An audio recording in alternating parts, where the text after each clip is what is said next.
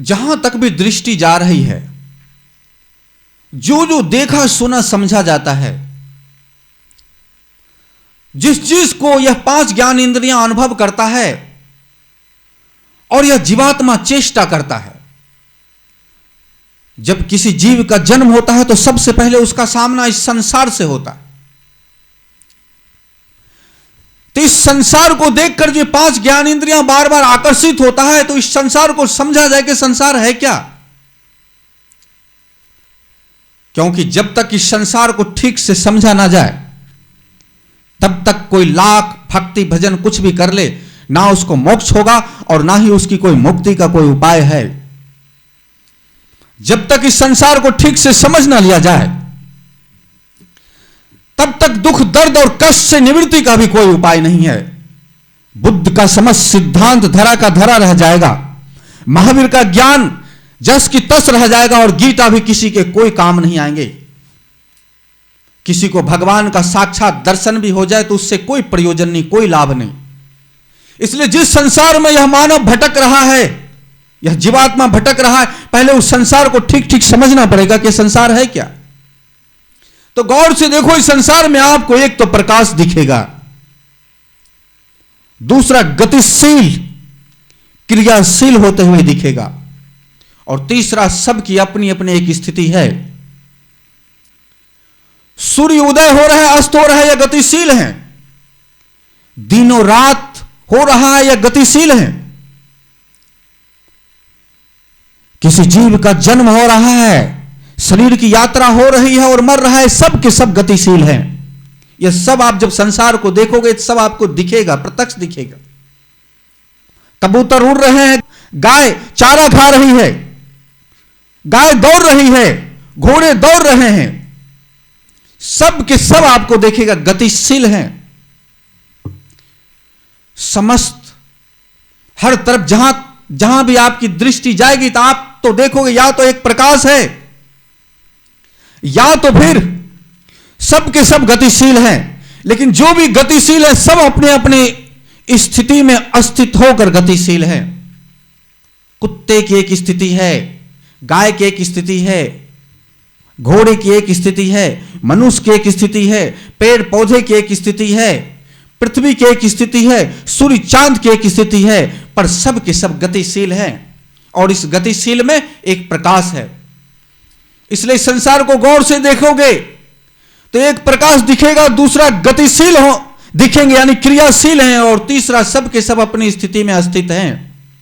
इन तीनों को देख लिया जाए ठीक से तो ऐसा समझा जाए, इन तीनों को एक शब्दों में पिरोया जाए तो ऐसा कहा जाए, यह संसार का स्वभाव है। जैसे कहते इस मनुष्य का स्वभाव है, उसी प्रकार से यह कहा जा सकता है कि संसार का स्वभाव क्या है। तो संसार का स्वभाव है प्रकाश, क्रिया, और अपनी अपनी स्थिति में स्थित हैं। प्रकाश, क्रिया और स्थिति, यह संसार का स्वभाव है। जब प्रकाश, क्रिया, स्थिति संसार का स्वभाव है तो फिर संसार का स्वरूप क्या है। तो ये जितने भी गतिशील हैं, इन सबको गौर से देखो तो सब पंच तत्व में स्थित हैं। कुत्ते में पंच तत्व है, पेड़ में पंच तत्व है, गाय में पंच तत्व है, मनुष्य में पंच तत्व है, सब के सब पंच तत्व में स्थित हैं। और सब चेष्टा करते हैं इंद्रियों को पाकर। तो पंच तत्व में स्थित है और पंच तत्व है, तो चेष्टा तब कर रहे हैं जब इंद्रियां है। इसलिए पंच ज्ञान इंद्रियां और यह पंच तत्व से मिलजुल कर यह जो पेड़ पौधे आदि जो बने, यह इसका स्वरूप है। जब किसी कुत्ते को देखते हो, गाय को देखते हो, बैल को देखते हो, पेड़ पौधे चट्टान आदि को जब देखते हो, तो यह संसार का स्वरूप है। पर इस स्वरूप को कैसे देखते हो? भूतों के द्वारा, पंचभूत के द्वारा। किसी में पृथ्वी है, अग्नि है, जल है, वायु है, आकाश है, इन पंचभूत के द्वारा और पंच ज्ञान इंद्रियां से युक्त इस संसार को देखते हो, तो जो दिखता है उसे कहते हैं स्वरूप। तो स्वभाव तो इसका है प्रकाश, क्रिया और स्थिति। संसार का स्वरूप है भूत और इसका इंद्रियां। तो फिर इस संसार का प्रयोजन क्या है? भूत भी है, इंद्रियां भी, यानी समस्त योनियां हैं, समस्त जीव हैं, चराचर हैं, नभचर, जलचर, थलचर, इस समस्त जीव हैं। आखिर इनका प्रयोजन क्या है? पृथ्वी का प्रयोजन क्या है, चांद का प्रयोजन क्या है, जीव जन्म ले रहा है, मृत्यु को प्राप्त हो रहा है, इन सब का प्रयोजन क्या है। तो गौर से ठीक तरीके से यदि ठीक ठीक आप देखते हो इस संसार को, तो आपको देखेगा इसका प्रयोजन है एक तो भोग और दूसरा अपवर्ग यानी त्याग।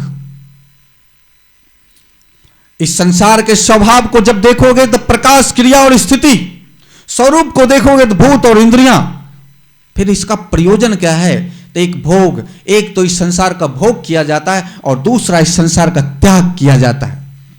यानी एक तो इस संसार को जब देखते सुनते समझते हो तो इसका हर चीज भोग में आता है। कुछ तो आंखों के द्वारा भोगा जाता है, कुछ कान के द्वारा भोगा जाता है, कुछ जिह्वा के द्वारा भोगा जाता है, कुछ नाक के द्वारा भोगा जाता है, कुछ त्वचा के द्वारा भोगा जाता है। तो ये एक तो भोगा जाता है, फिर भोग के साथ होता क्या है, तो फिर भोग के साथ दूसरा वस्तु होता है। जिस जिसका भोग करोगे फिर उसका त्याग भी करना पड़ता है। यानी किसी से मिले तो फिर अब बिछड़े, कुछ खाए तो फिर उसका मल मूत्र का फिर त्याग किए। जन्म हुआ भोग, मृत्यु हुआ विसर्जन यानी अपवर्ग। तो इस संसार में दो चीज सत्य होता चला जा रहा है। यदि ठीक से देखोगे तो एक तो भोग हो रहा है और एक त्याग हो रहा है।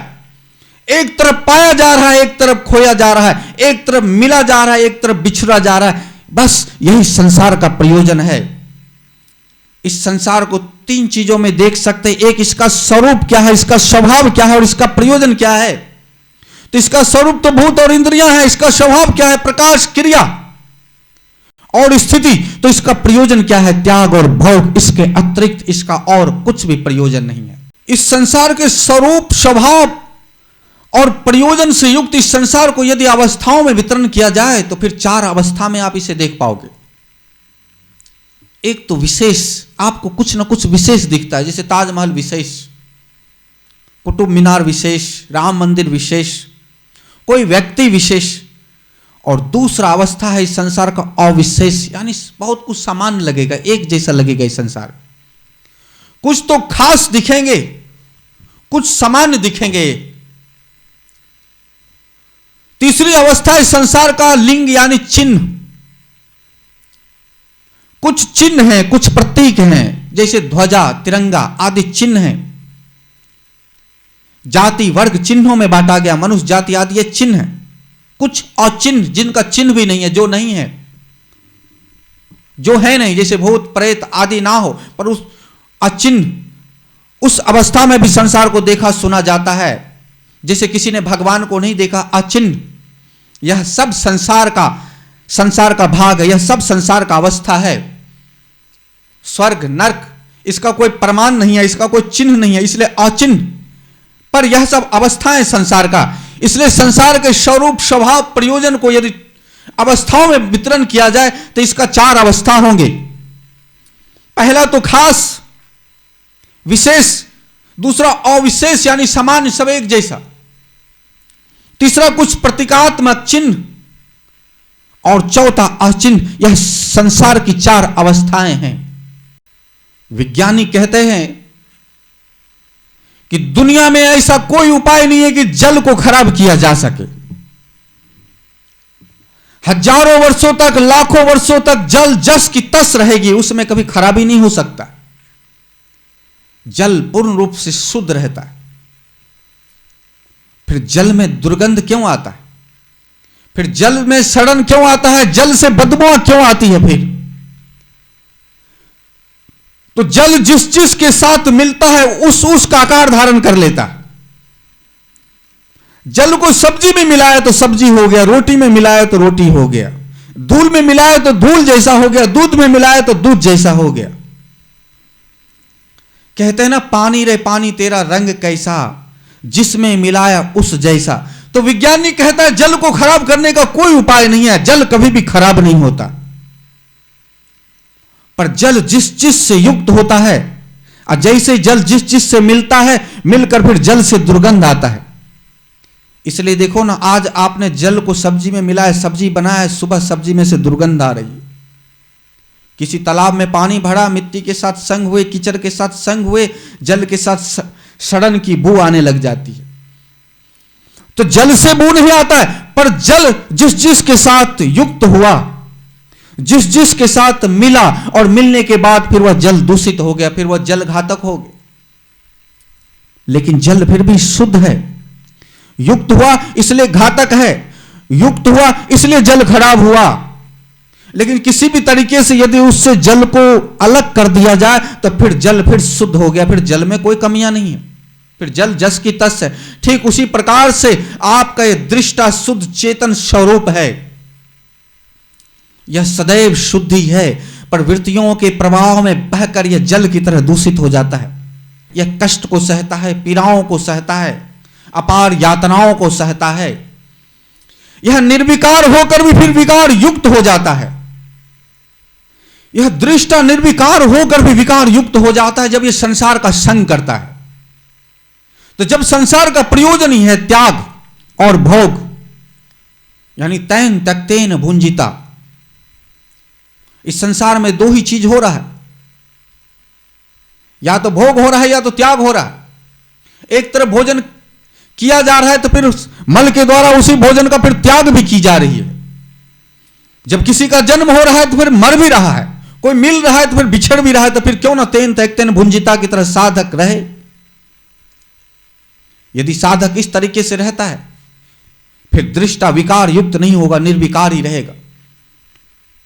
गौर से विचार की जाए, यदि यह दृष्टा रहे नहीं तो फिर संसार का प्रयोजन क्या है? यह फिर बना हुआ इसका है क्या? तो सारा संसार तो यदि है तो फिर दृष्टा के लिए ही है। यदि दृष्टा नहीं है तो सारा संसार कूड़े के ढेर के अतिरिक्त और कुछ है ही नहीं। तो जब कूड़े के ढेर के अतिरिक्त संसार कुछ है नहीं और दृष्टा के बगैर संसार की कल्पना भी ना की जा सकती है। यदि यह दृष्ट है तो दृष्टा के लिए है। इस संसार की जितने भी वस्तु है, जो भी संसार का प्रयोजन है, जो कुछ भी संसार में है, वह सब आखिर दृष्टा के लिए ही है, जीवात्मा के लिए ही है। जो जीवात्मा है, जो दृष्टा है, जो निर्विकार है, उसी के लिए है। तो फिर तैन तक्तेन भुंजिता के साथ यदि संसार का संग किया जाए तो फिर निर्विकार दृष्टा सदैव निर्विकार ही रहेगा। जिस जिस को ज्ञान की प्राप्ति हो गई, दृश्य से दृष्टा मुक्त हुआ, तो जब दृश्य से दृष्टा मुक्त हो गया तो उस साधक को मुक्ति मिला। और किसी साधक को यदि मुक्ति मिलता है तो इसका मतलब यह नहीं कि संसार नष्ट हो गया, संसार खत्म हो गया। आपके जन्म से पहले संसार था और आपके मृत्यु के बाद भी संसार जस की तस है। तो आपके ज्ञान प्राप्ति से पहले, जिसे आप माया कहते हुए, माया जस की तस है, और आपके ज्ञान के प्राप्ति के बाद आपके लिए माया नष्ट बेशक हो गया, पर दूसरे के लिए माया जस की तस है। भगवान कृष्ण के चले जाने से संसार नहीं चला गया, संसार जस की तस है। भगवान कृष्ण के आने से पहले भी संसार जस की तस था। भगवान कृष्ण को ज्ञान के प्राप्ति होने से संसार खत्म नहीं हो गया। ठीक उसी प्रकार से यदि आपको ज्ञान की प्राप्ति हो जाती है तो आप दृश्य से दृष्टा आपका मुक्त हुआ, आप लोग 84 लाख से मुक्त हुए, आप जन्म मृत्यु से मुक्त हुए, आप दुख से मुक्त हुए, आप शुद्ध चित्त आनंद में अस्थित हुए। इसका मतलब यह नहीं कि सारा संसार उस आनंद में स्थित हो गया, सारा संसार जस की तस है। मुक्ति आपको मिली है, संसार को नहीं। इसलिए आपके ज्ञान प्राप्ति से संसार को कोई फर्क नहीं पड़ता, संसार जस की तस है। तो जिसको ज्ञान की प्राप्ति हो गई वह तो मुक्त हो गया, पर जिसको ज्ञान की प्राप्ति नहीं हुई, जिस साधक को ज्ञान की प्राप्ति नहीं हुई है, वह दुख से मुक्त कैसे होगा? वह मुक्त तब तक नहीं होगा जब तक अविद्या है, जब तक अज्ञानता है, जब तक दृष्टा और दृश्य का संयुक्त है, जब तक चित्त वृत्तियों के प्रवाह में बहकर वैसा ही होकर वह अपने आप को वही कहता है, तब तक दुख है, यानी तब तक अविद्या है। और जब तक अविद्या है तब तक वह दुख से मुक्त नहीं हो सकता। इसलिए तमाम दुख का कारण ही यह अविद्या, अज्ञानता है। और जिस समय अविद्या का नाश हो जाएगा, ठीक उसी क्षण वृत्तियों से चित्त मुक्त हो जाएगा। ठीक उसी क्षण दृष्टा दृश्य से मुक्त हो जाएगा, और जिस क्षण दृष्टा दृश्य से मुक्त हो जाएगा उसी क्षण साधक केवल्य पद में अस्थित हो जाएगा। उस शुद्ध केवल्य पद में अस्थिति ब्रह्म स्थित है। वह अहम ब्रह्मास्मि, मैं ब्रह्म हूं, उसमें आनंदित है। लेकिन उस आनंदित को कौन समझेगा? कौन? वह कहने में नहीं आता है। यदि कहने में आए तो फिर वो दृश्य बन जाए, फिर वो दृष्टा ना रहे। तो जब कहने में आता ही नहीं तो फिर उसे समझा कैसे जा सकता है? तो फिर कहता है जैसे एक गूंगा किसी ने गुड़ खाया हो, और गूंगा यदि किसी बोलने वाले से, किसी भाषा वाले से यदि व्यक्त करे गुड़ बहुत ही टेस्टी था, गुड़ बहुत ही स्वादिष्ट था, तो उसकी कौन समझेगा? लेकिन जो गूंगा कह रहा है कि बहुत अच्छा था, बहुत टेस्टी था, बहुत स्वादिष्ट था, उस गूंगे की भाषा को गूंगा जरूर समझ लेता है। तो गूंगा गूंगा की भाषा को समझ लेता है। जिस गूंगा ने गुड़ खाया उस गुड़ के स्वाद को दूसरा गूंगा समझ लेता है बगैर कहे हुए ही। ठीक उसी प्रकार से जो केवल में, जो ब्रह्म में स्थित हो गया, कहते हैं ना, अनल हक की हकीकत को जो हो मंशूर सो जाने। अनल हक की हकीकत यानी अहम ब्रह्मास्मि की सच्चाई को कौन जान सकता? कोई संत केवल में स्थित हो गया और कहे देखो मैं केवल में स्थित हूं, पूछेगा क्या होता है केवल? बोलेगा मैं भगवान हूं, मैं अहम ब्रह्मास्मि हूं। सब मजाक उड़ाएगा, पत्थर उठा के मारने के लिए दौड़ेगा। तो कहते इस हकीकत को कौन जाने? अहम ब्रह्मास्मि के हकीकत को कौन जाने? अनल हक की हकीकत को जो हो मंशूर सो जाने। जो उसी सत्य में स्थित हो चुका है, जो उसी केवल में स्थित हो चुका है, तो दूसरे केवल में अस्तित्व को पता चल जाता है कि यह भी केवल में स्थित है। यानी गूंगे की स्वाद को जान जाता। अब कोई कितना भी प्रवचन करता रहे, कोई कितना भी सत्संग करता रहे, उस एक केवल के लिए सत्संग करता रहेगा, उस अहम ब्रह्मास्मि के लिए सत्संग करता रहेगा। सारी दुनिया का शास्त्र उसके लिए कहता रहेगा, पर वह कभी ना कह पाएगा। वह तो साधक को अपनी तपस्या में उतरकर स्वयं जानना होगा। जब वो स्वयं जानेगा उस सत्य, तो उसे फिर और बोलने की क्या जरूरत? वह स्वयं उसके मुख से बोल ही पड़ेगा। वह मुख या चमड़े का नहीं होगा। था अनल हक लब ए मंशूर पे, क्या आपसे आप था जो पर्दे में छिपा बोल उठा आपसे आप, उसे कहना क्या पड़ेगा? वह अनल हक था जो पर्दे में छिपा बोल उठा आपसे आप। यह शरीर, ये पंच तत्व के शरीर के पर्दे में जो छुपा है अनल हक, वह निर्विकार सत्य चेतन स्वरूप परम पिता परमेश्वर अहम ब्रह्मास्मि, यह आप से आप बोल पड़ता है, उसके मुख से फूट पड़ता है। इसलिए सत्संग उस एक केवल के लिए कही जा रही है। हजारों किताबें, लाखों किताबें इसी पर लिखी जा चुकी है, पर वही ना बोला जा चुका है। वह तो उसके अंदर सहज ही बोल पड़ता है, सहज ही फूट पड़ता है। था जो पर्दे में छिपा बोल उठा आपसे आप, अनल हक अनल हक अनल हक अहम ब्रह्मास्मि, आपसे आप जो निकल पड़े, उससे फिर बोलने की जरूरत नहीं पड़ती, वह अस्थित हो चुका है। फिर भी तमाम यत्न करते हैं सतगुरु साधकों को समझाने के लिए, जिसको कृष्ण कहते हैं अव्यक्तो यम ओ चिंत्यो यम, जो व्यक्त ना किया जा सके, जो कह ना सके। फिर भी शब्दों और शब्दों के बीच में कुछ इशाराओं के द्वारा चेष्टा की जाती है साधक को समझाने के लिए, उस अनलहक, उस केवल पद की तरह, उस ज्ञान के लिए, उस निर्विकार शुद्ध चेतन स्वरूप के लिए, जिसे कहा नहीं जा सकता। इसलिए कहते हैं ना, कह दिया अनलहक, कह दिया जिसने बाखबर होकर, अनलहक कह दिया जिसने बाखबर होकर, सजा मंशूर की मंजूर करता है बेखौफ होकर। यदि किसी ने फिर बेखबर बाखबर होकर किसी ने कह दिया कि चलो कह ही देते, जो होगा सो होगा, अहम ब्रह्मास्मि। और जैसे हम ब्रह्मास्मि कह दे, बोले क्या हम ब्रह्मास्मि का मतलब कह दे मैं, अरे हम ब्रह्मास्मि का मतलब मैं भगवान, तो सब मजाक उड़ाने लग जाते, बोलते हद हो गए, तुम और भगवान, तुम जब भगवान हो तो क्या उंगली पर गोवर्धन उठा सकते हो, तुम भगवान हो तो क्या रावण को मार सकते, तुम भगवान हो तो क्या समुद्र में फिर सेतु बना सकते हो। बहुत मजाक उड़ाया जाता है। इसलिए इस शब्द को कहने से तो अक्सर सतगुरु बचते ही हैं।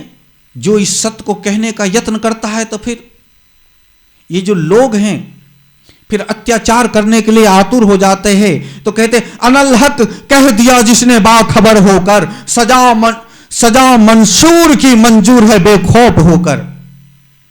यदि उस अहम ब्रह्मास्मि को यदि कह भी दिया जाए कहीं, तो फिर सतगुरु ये आशा करके फिर कहते हैं अब इसके कल्याण के लिए कहना पड़ेगा, ये समझ नहीं रहा है तो एक बार इशारा करके कह ही दो भाई, जो मैं कहना चाहता हूं बात सीधी है, अहम ब्रह्मास्मि। तो क्या है अहम ब्रह्मास्मि? मैं ब्रह्म हूं, मैं परमात्मा हूं, मैं आनंद हूं, मैं सत्य हूं, मैं शुद्ध हूं, मैं स्वरूप हूं। और जिसका तू मंदिर और मस्जिदों में तलाश करता है वो भी मैं ही। तो फिर कहा कैसे जाए? या तो वो सामने वाला यदि सही में गूंगा गूंगे की तरह यदि कुछ साधना रत हो, साधना में आगे बढ़ गया हो, तब तो मामला ठीक। और यदि वह साधक ना हो तो फिर कहेगा अच्छा तुम भगवान हो, हम बताते हैं तुम्हारी भगवान की ऐसी की तैसी। तो फिर उसको मारने के लिए, उसको पीटने के लिए हो सकता है ना जाने क्या क्या यत्न करे। तो फिर अनलहक कह दिया जिसने बाखबर होकर, सजा मंसूर की मंजूर करता है बेखौफ होकर। फिर मंसूर को, जो मंसूर ने भी यह कहने की गलती की, तो फिर उसी सजा को भुगतने के लिए तैयार रहे। फिर बेखौफ होकर ऐसा सतगुरु फिर तैयार भी हो जाते हैं, बोलते हैं अरे अब क्या करेंगे, ज्ञान की प्राप्ति तो होगी। इस सामने वाला ज्यादा से ज्यादा करेगा क्या? शरीर को नष्ट करेगा। यदि शरीर को नष्ट करने में भी इसका कल्याण होता है तो हो जाने दो। जिस आनंद में मैं हूं इस आनंद को इसे पा लेने दो। यदि यह मुझे मारता है तो मार लेने दो, पर केवल पद में यह स्थित तो हो जाए, केवल की प्राप्ति तो इसे हो जाए। तो फिर सजा मंसूर की मंजूर करता है बेखौफ होकर। फिर उसकी सजा को भी देखता है, फिर उसकी सजा को भी सहज स्वीकार कर लेता है कि वाह, आनंद के साथ उस सजा को भुगतेंगे। यदि कहना ही पड़े तो सजा के डर के वजह से ऐसा ना हो कि ना कहना पड़े, सजा मिले तो मिले कह देंगे। दीवार और दर से निकलकर परछाइयां बोलती है। देखते हो अच्छे अच्छे मकान बनाया जाता, अच्छे अच्छे किलाएं बनाई जाती है, और उस किला की, उस मकान की सुरक्षा के लिए चारों तरफ दीवार लगा दी जाती है, चार दीवारी लगा दी जाती। लेकिन जब कोई वहां से गुजरता है उस मकान में नहीं जाता, फिर भी उसकी परछाई को देखकर मकान के विषय में बहुत कुछ कहा जाता है, ये मकान ऐसा होगा, ये इस प्रकार से होगा। यदि थोड़ा थोड़ा देखा जाए तो फिर दिखेगा ये शरीर एक दीवार है, दीवारों दर से निकलकर परछाइयां बोलती है। जब देखने का यत्न करोगे तो फिर शुद्ध चेतन केवल आपसे फिर लुप्त नहीं रहेगा, आपसे फिर वह अंधकार में नहीं रहेगा, वह परछाइयां बोलती है। कोई नहीं बोलता है जब तन्हाइयां बोलती है।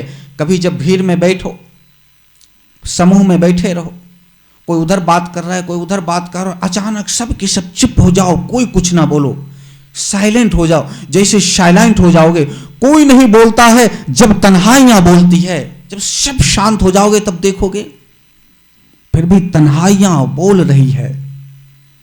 जब चुप हो जाओ, अपने मन को, बुद्धि को, इंद्रियों को शांत करो, तो ऐसा ना समझो कि कहीं से आवाज आना बंद हो चुका है। एक आवाज फिर भी आएगी, वह आवाज होगी तन्हाई का। थोड़ा साइलेंट तो हो जाओ, थोड़ा चुप तो हो जाओ। कोई नहीं बोलता है जब तन्हाइयां बोलती है। लेकिन जब उसको सुनने के लिए यत्न करोगे तब ना, सुनने की मोहलत मिले तो आवाज है पत्थरों में। जब सुनने की मोहलत मिले तो ना, भाग दौड़ की जिंदगी में भागे जा रहे हो, और जब भागे जा रहे हो तो फिर उसमें सुनाई कैसे पड़ेगा? सुनने की मोहलत मिले तो आवाज है पत्थरों में। कभी कभी किसी पत्थर को देखकर आप कहते हो कि यहां से कभी नदियां बहती थी। कभी कभी किसी पत्थर को देखकर कहते हो यहां कभी मकान था आलीशान, कभी यहां किला था।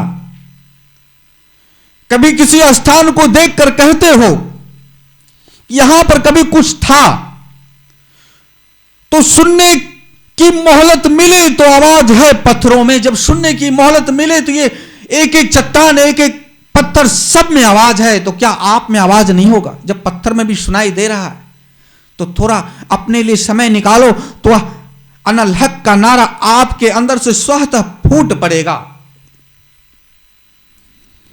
था जो छिपा पर्दे में बोल उठा आपसे आप। सुनने की मोहलत मिले तो आवाज है पत्थरों में। जब सुनने की मोहलत मिलेगा तो यहां से उस अनल हक, उस अहम ब्रह्मास्मि का आवाज आपको जरूर सुनाई देगा।